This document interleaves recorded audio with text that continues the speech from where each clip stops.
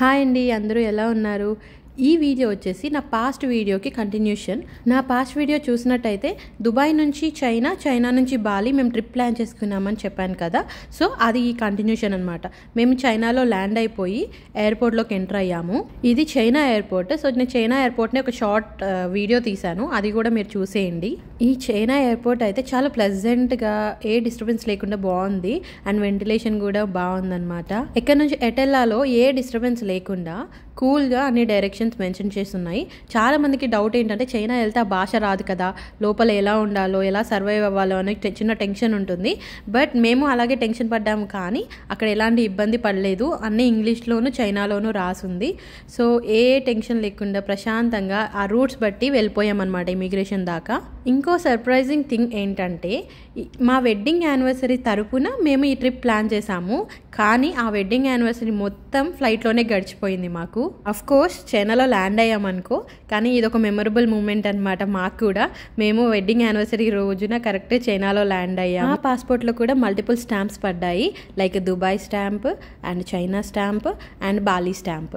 So దీన్ని బట్టి మాకు ఒకటే రోజు మేము ఒక 3 కంట్రీస్కి ట్రావెల్ చేస్తున్న ఫీలింగ్ వచ్చింది మాకు. So one of the happy thing ఇది అని చెప్పొచ్చు.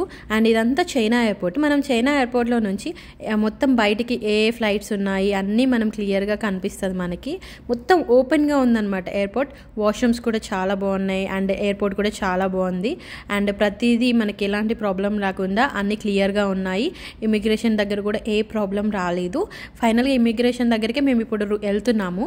అక్కడ దాకా వెళ్ళేసి మేము మంచి లాంజ్ చూసుకోవాలి. ఏ లాంజ్ మా కార్డ్స్కి యాక్సెప్ట్ అవుతాయో ఆ లాంజ్ చూసుకొని లోపలికి వెళ్ళాలి. అయితే మ్యాటర్ ఏంటంటే ఎలాగూ మనకి 5 hours టైం ఉంది కదా అని ఫ్లైట్లో నుంచి మెల్లిగా దిగి రిలాక్స్గా బయటకు వచ్చాము అండ్ రిలాక్స్గానే వెళ్తున్నాము. మాతో పాటు ఇప్పుడు నెక్స్ట్ ఫ్లైట్ ఉన్నది ఫిలిప్పీన్స్కి మనీలా ఫ్లైట్ ఉంది. సో ఫస్ట్ మనీలా ఫ్లైట్ ఉన్న వాళ్ళని ఫాస్ట్గా పంపించేస్తున్నారు. సో మేము కూడా ఇంకా మాకంత హడావిడి ఏం లేదు కాబట్టి పాపను తీసుకొని మెల్లిగా వెళ్తున్నాము. ప్రజెంట్ అయితే అది స్ట్రోలర్లో ప్రశాంతంగా కూర్చుంది, కానీ కొంచెం ముందుకు వెళ్ళాక స్టార్ట్ చేసింది గోల. అండ్ ఇదే లాంజ్, మేము తీసుకున్న లాంజ్. దీనిలో ఇలా రిక్లైనర్స్ ఇచ్చారు. సింగిల్ పర్సన్స్కి ఇలా పడుకోవచ్చు అండ్ డబుల్ పర్సన్స్కి సపరేట్గా పడుకోవడమే, ఇంకా పక్కన అయితే లేదు. ఫుడ్ మసాజర్స్ కూడా ఉన్నాయి లాంజ్లో. మనం రిలాక్స్ అవ్వాలంటే అక్కడ రిలాక్స్ అవ్వచ్చు, కానీ దానికి సపరేట్గా పే చేయాలేమో. మాకైతే అర్థం కాలేదు, ఒకసారి వెళ్ళి చెక్ చేసాం, కానీ దానికి సపరేట్ స్కానర్ అది ఏదో ఉంది. అండ్ ఫుడ్ వచ్చేసి చైనా ఫుడ్డే, మేము తినలేకపోయాము.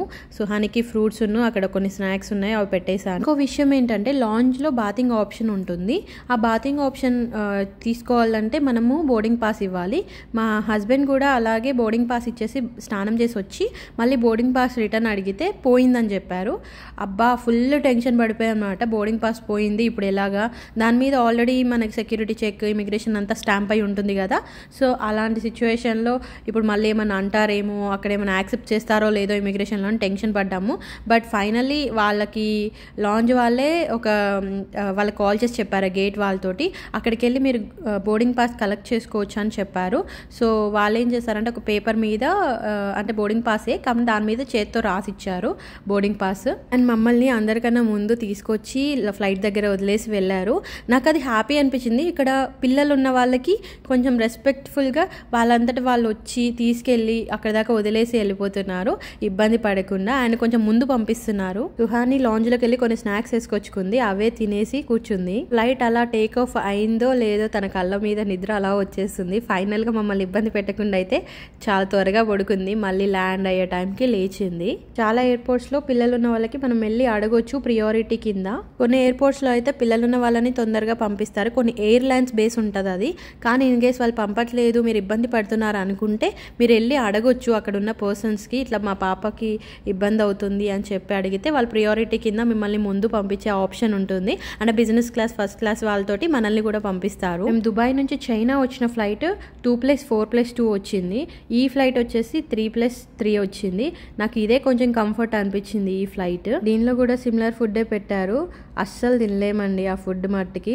బాగా మనము మన సైడ్ ఫుడ్ అలవాటు అయిన వాళ్ళు ఆ చైనా వెళ్ళిన తర్వాత అక్కడ నుంచి అక్కడ ఫుడ్ అసలు తినలేము. ఫైనల్ గా బాలి ఎయిర్పోర్ట్ లో ల్యాండ్ అయిపోయాము. బాలి ఎయిర్పోర్ట్ అయితే నాకు చాలా బాగా అనిపించింది. ఆర్కిటెక్చర్ అంతా వాళ్ళు అక్కడక్కడ కొన్ని ఈ శిల్పాలు అంటే విగ్రహాలు ఇలా చిన్న చిన్న ఫ్రేమ్స్ లో ఇలా కిరీటాలు అట్లా పెట్టారనమాట.